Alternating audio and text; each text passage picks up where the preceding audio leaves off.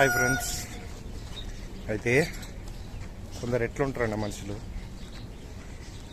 వానికి ఎట్లా అంటే మనిషి దగ్గర డబ్బులు ఉంటే ప్రతిదీ షేర్ చేసుకుంటారు. వీడికైనా అది చేసినా ఇది చేసినా మన లైఫ్లో ఏం జరిగినా ప్రతిదీ డీటెయిల్గా చెప్తారు. అంటే నమ్మకం చెప్పాలనుకుంటారు.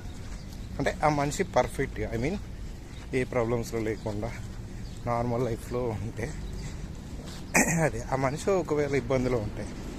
వీళ్ళ మెంటాలిటీ ఎలా ఉంటుందంటే అప్పటిదాకా ప్రతిదీ షేర్ చేసుకున్న వీళ్ళు సడన్గా ఏం చెప్పరు అన్నట్టు.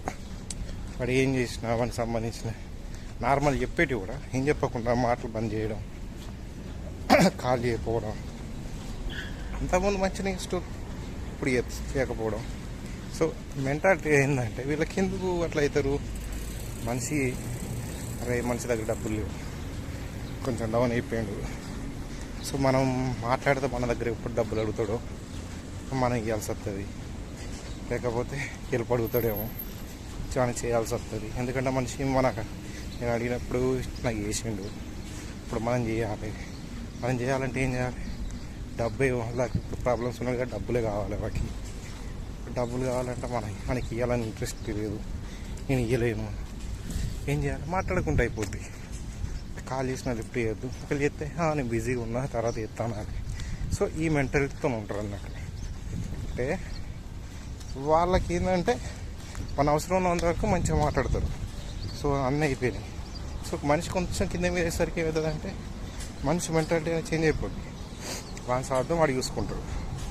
అంతకుముందు వెళ్ళిపోయేసిన ఏదో పర్సన్ మాట్లాడదాం ఏమైంది? వీళ్ళ ఇలానే ఉంటారు అన్నట్టు, స్వార్థంగా బతకడం.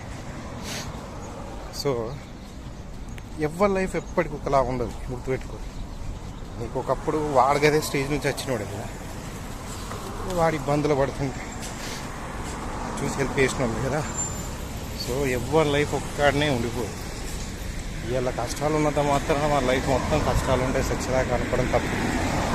ఇవాళ ఉంటాయి, రేపు పోతాయి. అది కామన్ లైఫ్లో. సక్సెస్ ఫెయిల్యూర్ ఎలాగో కష్ట సుఖాలని కావాలి. ఇలా కష్టపడతావు, రేపు సుఖపడుతుంది, తర్వాత కష్టపడతావు అయితేనే ఉంటాయి. అది దాన్ని చూసి మనిషిని అంచనా వేయడం. అరే నువ్వు 10 రూపాయలు ఎక్కువ సంపాదించేసరికి నేను తోపు కానీ తురుము కానీ నా దగ్గర ఫుల్ పైసలు ఉన్నాయి, వాంతో ఏమవుతుంది, వాంతో అయ్యేదేముంది, మాట్లాడేది ఏముంది అనుకోవడం కరెక్ట్ కాదు. సో ఉంటారు మనుషులు కొందరు, ఎవడో అన్నడా ఎవరి కోసం అని కాదు, వే ఆఫ్ మనుషుల బిహేవ్ చూస్తే అర్థమవుతుంది అన్నట్టు ఎట్లున్నారు కథ అనేది.